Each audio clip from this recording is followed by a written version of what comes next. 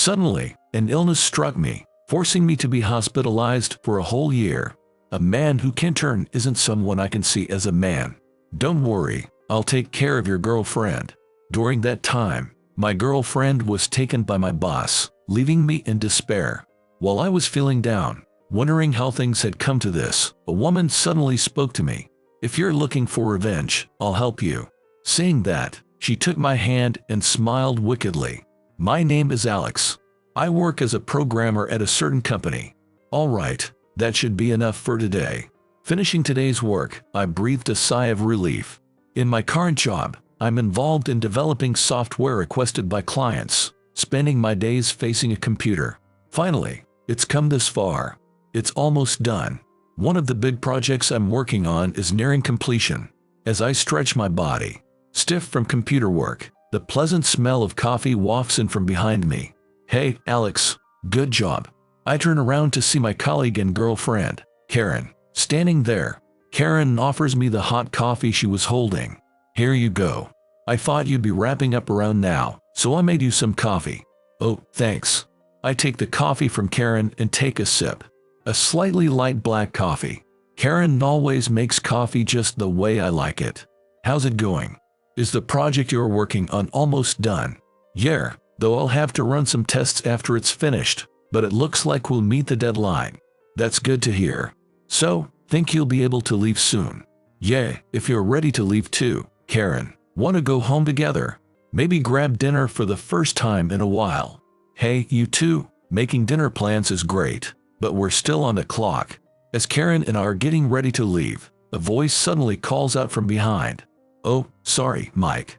Internally, I groaned. Oh no, this person is our direct boss, Mike. Mike graduated from a good university, so he's what you'd call an elite. He's personable on the surface, and he's good at his job, so he's well regarded by those around him. But I wasn't a fan of his. Excuse me, Mike, is something wrong? Karen tilted her head slightly as she asked. Mike put on a somewhat exaggerated, troubled expression. Actually, yes. Alex, there's been a request for a spec change on the project you're working on. What? A spec change? Yeah, here it is. I looked over the documents Mike handed me. No joke, I felt a little dizzy. Mike, this isn't just a spec change. It's a complete overhaul. Can we get an extension on the deadline? No, the deadline stays the same. Sorry, Alex, but you can handle it, right? I believe in you. Mike smiled and patted my shoulder lightly before walking away. Sorry, Karen. We'll have to reschedule our meal. Yeah, I get it. Can't be helped. But if Mike believes in you, you must be doing something right. Good luck. Thanks. I watched Karen wave cheerfully as she left, then turned back to my computer. Honestly, I didn't think it was a coincidence. It was always the same. Just when I thought I was about to finish a project, Mike would come in with a major spec change. He always does this at the last minute. It's gotta be on purpose. I couldn't help but think that. And so, my days of being at Mike's beck and call continued. Then, one day, several days later, I drank yet another energy drink. I'd lost count of how many I'd had that day. All right, almost there. It was about to finish. I refocused and faced the computer screen again. Suddenly, I felt a crushing pain in my chest. I heard the gasps and screams of other employees around me. What's happening to me now? I don't know. My chest just hurts so much I can't breathe. I can feel the weird sweat breaking out. My vision is getting dark. Unable to bear the increasing pain, I finally lost consciousness. When I realized, I was lying in a white hospital bed. According to the doctor, my heart failure was caused by the constant strain I put on my body every day. A year of hospitalization. Oh, that's rough. Although I was stable after the emergency treatment, the doctor said I might need surgery. If that's the case, I'll need long-term hospitalization for monitoring and rehab. After regaining consciousness, I had a busy few days dealing with hospital admission procedures, taking leave from work, and contacting the insurance company. Just when I had finished all the necessary arrangements, Karen came to visit me in my hospital room. Alex, are you okay? You collapsed at work so suddenly. It really scared me. Yeah, I'm okay, somehow. Sorry for worrying you. Huh? Hey, Alex, You actually look pretty good. When I looked up, I was a bit surprised to see Mike following Karen into the room. Mike, you came to see me too. Huh? Oh, well, I guess you could call it a visit. Mike smiled awkwardly. I had a bad feeling. I held my breath, waiting for the next words, when Karen gently asked me, "Hey, Alex, I heard you were gonna take a leave from work. For a whole year, right?" "Yeah, but I'll get back to work as soon as I don't need to be hospitalized anymore. Besides, Alex, there's something I need to tell you." "What? What's up?" Karen looked at me seriously, then smiled. "Sorry, Alex. I want us to break up." "What? What are you saying, Karen? Why all of a sudden?" For a moment, I couldn't understand what Karen was saying.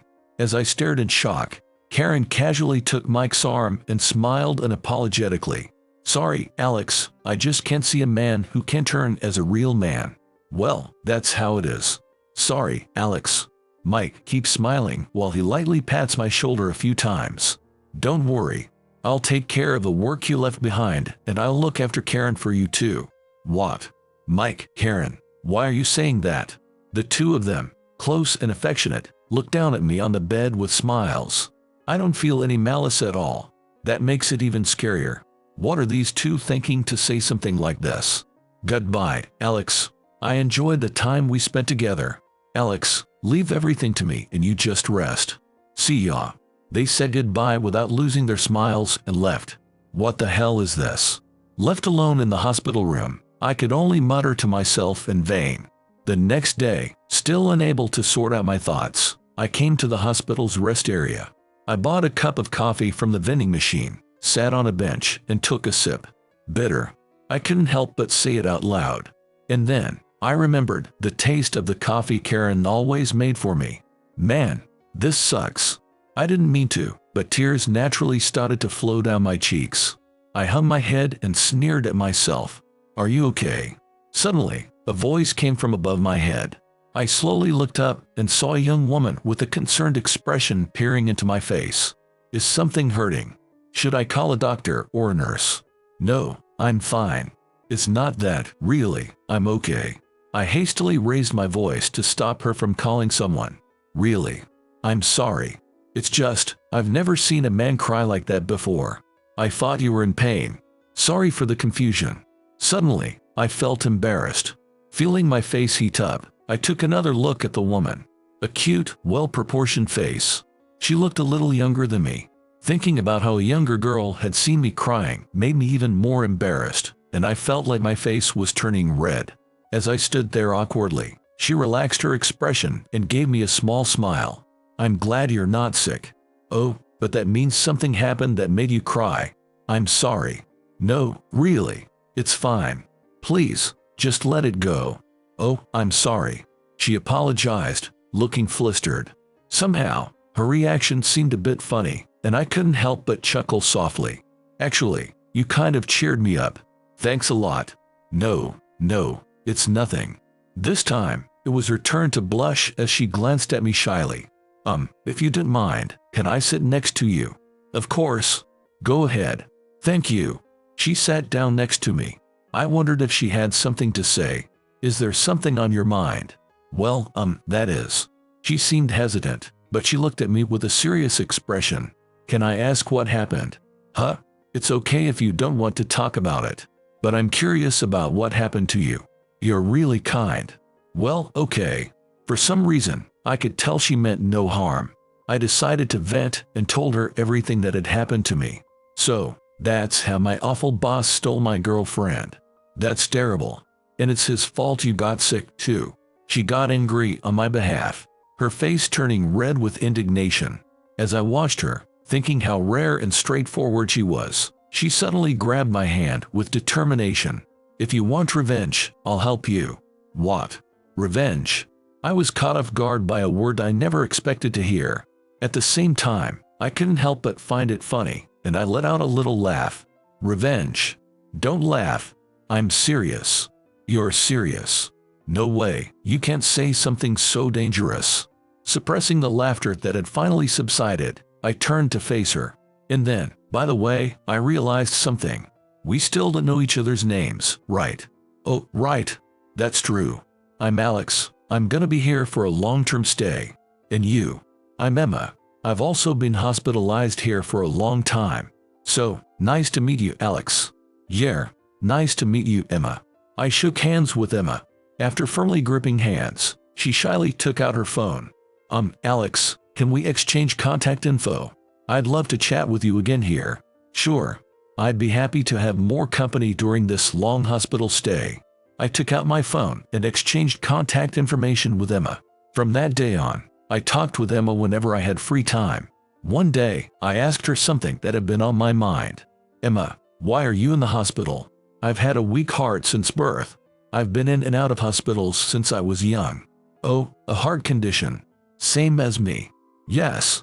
Emma smiled faintly and gently placed her hand on her chest. My family has always supported me throughout my life. So, I want to be able to support my family in return. But, I had to take a leave of absence from the job I finally got. I see, that stuff. Yes. But I won't give up. I'm studying a lot while I'm in the hospital, and once the surgery is successful, I want to return to work as soon as possible. Her eyes sparkled with determination as she spoke. Watching her, I thought, what beautiful eyes she has. And for some reason, I suddenly remembered Karen and Mike's smiles from that time. That's totally different. Huh? What's different? Emma asks, snapping me back to reality. Sorry, Alex. Did I say something that upset you? No, it's not that. Sorry, I didn't mean it like that. I hastily tried to smooth things over, giving Emma a smile. You're amazing, Emma. You're nothing like the people I know. Alex. Emma tightly presses her lips together, as if holding something back, then takes my right hand in both of hers and squeezes it firmly. Alex, I'm scared of the surgery, but I'm gonna do my best. And the rehab afterward might be painful and tough, but I'll do my best too. So, Alex, will you do your best with me? Emma, two people trying together is definitely better than one person alone. So, geez. How should I say this? It's okay, I understand. Thank you, Emma. I squeezed her hand back. Yeah, let's do our best together. Yes. Holding each other's hands tightly, we exchange smiles. A strong sense of camaraderie begins to grow between us as we battle the same illness. At that moment, I felt a surge of excitement. From that day on, inspired by Emma, I decided to look forward and keep moving ahead. Maybe I should learn a new programming language. I've got plenty of time. So I threw myself into studying, to make sure I'd be ready to go back to work whenever the time came. Sometimes Emma and I would contact each other, meet up, and encourage each other. Looking back, I think it was thanks to Emma that I was able to push myself so hard. About 6 months passed this way. Congratulations on your discharge, Alex. Yeah, thanks, Emma. Today, I'm getting discharged much earlier than expected. Emma, who brought me a bouquet, is still in her hospital gown. Emma, your surgery is coming up, right? Yeah. Emma's small hand seemed to be trembling slightly. I took her hand and gently squeezed it. It's okay, keep going. I'm rooting for you. Yeah, thanks, Alex. I'll do my best. So you do your best at work too, she said with a smile and waved goodbye as I left. And so, after a 6-month period, I was able to return to work successfully. When I returned to the office after a long time, I noticed some new faces here and there. Nice to meet you, Alex. I'm James. Looking forward to working with you. This newcomer, especially James, was full of enthusiasm and promise. Yeah, nice to meet you. Did you join as a programmer? Yes. Actually, during these past 6 months, I studied the software you created. Oh, hearing that makes me a bit embarrassed. Did you learn well from what I made? Of course. I'm really excited to see your work in person from now on. You're exaggerating. Well, it's easier and better for me if you learn by watching. But if you have any questions, just ask right away. Got it? Yes. While I was away, it seems James had been using the projects I handled as a reference, and from the start, he was oddly attached to me. Well, it doesn't feel too bad. Having a junior colleague is something that makes me happy as well. But there are also those who aren't too pleased with how I'm doing. What's with Alex? Acting all high and mighty with the newbies right after coming back. Don't worry about it, Karen. He's just recovering. It's only a matter of time before he can't keep up with work and quits on his own. It's only natural, but Karen and Mike didn't seem too happy about my return to the company. But well, that's no concern of mine. Hey, Alex. I've never seen this programming language used in this project before. Do you know it? Oh, this. I used it recently for practice. I'll send you the sample I worked on, so take a look. That's awesome, Alex. You're really reliable. Let's work on this project together. Send me the data too. Got it. Thanks to the new knowledge I gained during my hospital stay, I could handle client requests more smoothly than before, and I even found it enjoyable to train the junior colleague. I decided not to be held back by past events anymore. I didn't care one bit about Karen or Mike. Maybe my attitude was even more irritating to those two. One day, that incident happened. All right, today is the final adjustment day for that case. That day, I immediately turned on the computer as soon as I arrived at work. Today is the day to conduct operational tests of a system worth $20 million that I and several other members have been developing under my leadership. As I opened the computer and loaded the data, I felt something was off. Why isn't it working? Curious, I started to delve into the contents of the data, and then I witnessed an unbelievable sight. What's this? The data was completely empty. I was suddenly hit with a cold sweat. What happened? Could it be a virus? No, there's no trace of that. Okay, what about the backup? While searching for the cause, I desperately looked for the vanished data, but no data came from anywhere. Oh no, I messed up, Alex. Mike. Suddenly, a voice came from behind. When I turned around, there was Mike smiling wryly. You're too careless, Alex. What are you going to do? Causing trouble for everyone at a time like this. And beside him, Karen, smiling cheerfully, was standing. The two of them were laughing at me as if I were pitiful. Well, it's the boss's job to clean up after the colleagues. Don't worry, Alex. I'll take care of it for you. Mike, what's that? In Mike's hand were several storage devices. Why did Mike have those prepared in advance? He shouldn't have had anything to do with this project. Indeed, Mike is reliable. Unlike someone else somewhere. Karen glanced at me briefly, then leaned in closely to Mike, showing her support. The malice of these two, unseen at that time, was now clearly visible. No doubt about it. I've fallen into Karen and Mike's trap now. On this day, Mike reported this incident to the bosses, and I was questioned about the responsibility for the incident and ended up getting fired from the company. Why did this happen? No matter how much I think about it, I can't find an answer. I just did my best in my own way. I've gone past sadness and started to laugh. What am I going to do now? As I walked home dejectedly, I heard light footsteps approaching from behind. Alex. It's Alex, right? Huh? I turned around at the familiar voice. There was Emma, chasing after me with a wave of her hand. Emma. Thank goodness. It is you after all. Surprised for a moment, I was taken aback by her appearance, slightly holding her chest and sweating on her forehead, breathing heavily. Emma. It's not good to run like that, are you okay? Not feeling uncomfortable? Yeah, I'm fine with a little bit. I told you the surgery was successful, didn't I? That's true, but... Hey, Alex, are you on your way home now? Huh? Oh yeah. Yeah. I gave him a vague reply. Even though I hadn't seen her in a while, I wasn't feeling particularly good. Alex, something happened at work. Noticing my demeanor, Emma peered at my face with concern.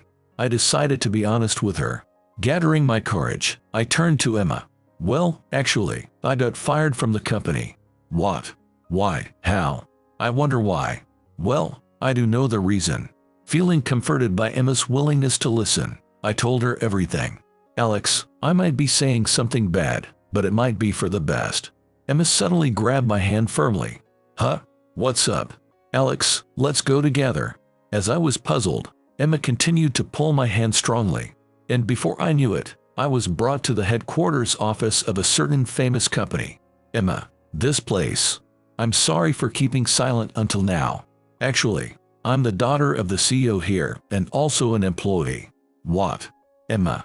I involuntarily raised my voice. This place is a leading company in the US, famous for robot development. a name any programmer would have heard at least once. I can't believe you are the daughter of the company's CEO. Alex, did I surprise you? That's why I didn't want to talk about it much. I wasn't expecting it. But yeah, I was really surprised. Sorry. It's okay, I'm used to that kind of reaction by now. Saying so, Emma pouted her lips slightly. Well, enough joking around. Alex, it's sudden, but would you like to work at this company? We're currently looking for a programmer who can be an immediate asset. Huh? Is that okay? If this company posts a job opening, I'm sure much more capable people than me would apply. It's okay. It wouldn't make sense without you, Alex. Huh? I was utterly confused about what was happening. Hey, Alex, remember when I said I'd help you with revenge? With that, Emma smiled cheerfully at me. After that, with Emma's guidance, I managed to switch jobs to a famous company where her father serves as CEO. I made every effort to live up to expectations. My hard work paid off, and it seemed programming for robot development was something I was naturally good at. At my current company, I achieved significant results and was able to contribute greatly to the company. One day, Alex, something's wrong. Emma, what's going on? People from your previous company are here for a negotiation. Hey, aren't they? Upon hearing Emma's news, I had a bad feeling.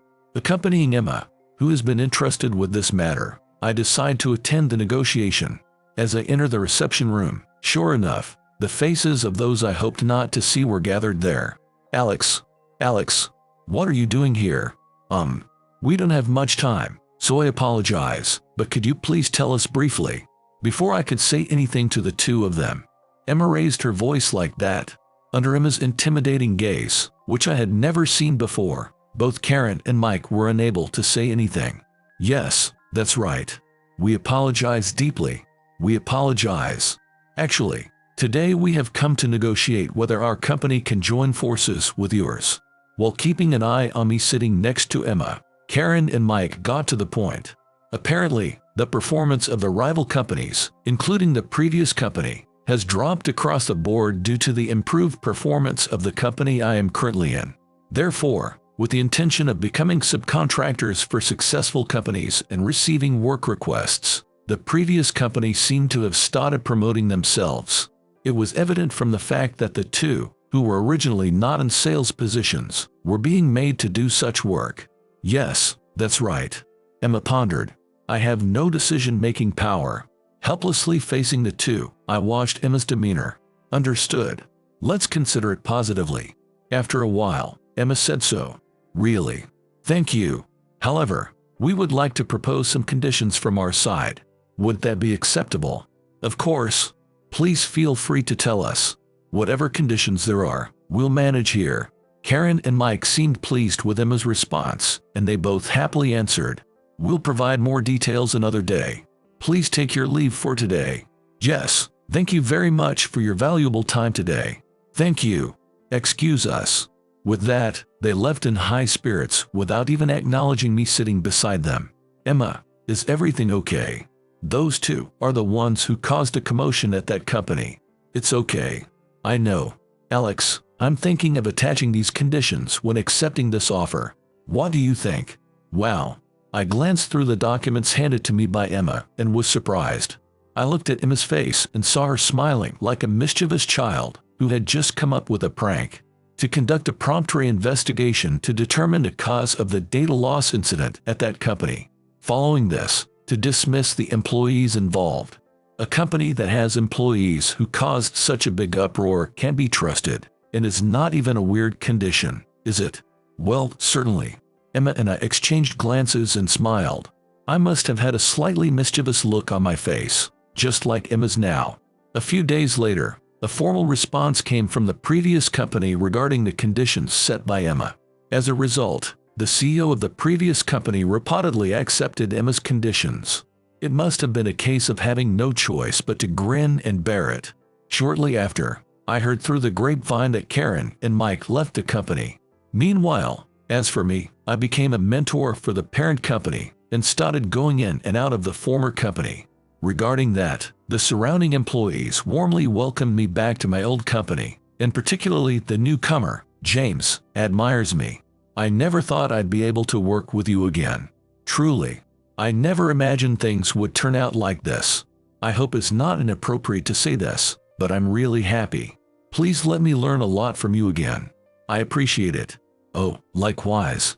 From my perspective, James is a promising programmer for the future. While looking forward to James's growth, I pledge to guide him without making unreasonable demands like Mike did. It was a busy daily routine shuttling between the current and former companies, but I'm leading a more fulfilling life now than before. By the way, that colleague, James, seems quite promising. That's good. Then we can rest assured in the future too. One day after work, I had dinner with Emma. Since then, we've become somewhat conscious of each other and have been keeping in touch, becoming close even outside of work. Alex. What's up? Called out unexpectedly. I looked up. When our eyes met, Emma blushed and smiled shyly. Well, I kinda envy James. Huh? You envy James? Why's that? Because, Alex, you're expected so much by him. I too actually want. I appreciate you too, Emma. Thanks for always having my back. With that, I smiled at her, causing her cheeks to turn even redder. I have some feelings for Emma, and I think she might feel the same way about me. Although I've been considering telling her about these feelings soon. For now, I'm just enjoying our somewhat undefined relationship.